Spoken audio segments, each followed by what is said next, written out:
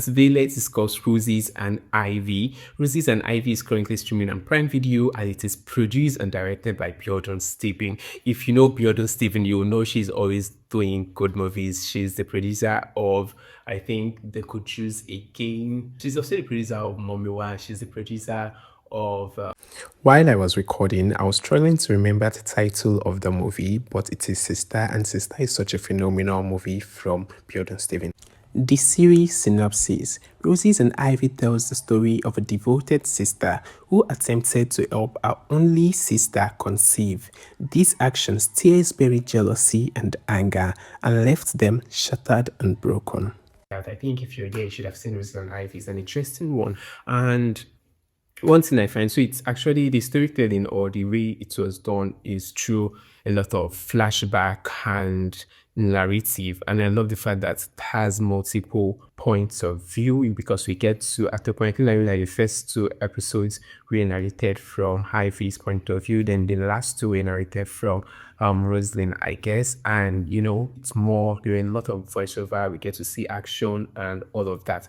Yeah, so this movie is one thing that I kind of love the fact that they decide to make this as a series rather than a single movie. Yes, we get to see that each episodes were not so long, but you understand the reason why they brought this as a series, because it actually gave them enough time to let us understand the sacrifices this elderly that Rose had always made for her younger sister and how they grew up. You understand? So this movie had enough time for you to understand the motivation and the backstory of these ladies, of these two sisters, and how it all ended with them.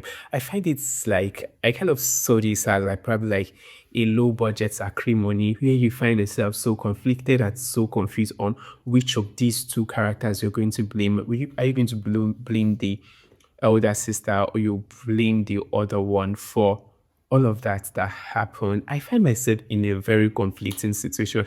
Until now, I can't even pick side because it's a crazy one. Then for the guy who acted the husband, Taye Arimore, he's a phenomenal actor. I've seen him in a couple of movies before and seen him like, okay, so let's see this hand.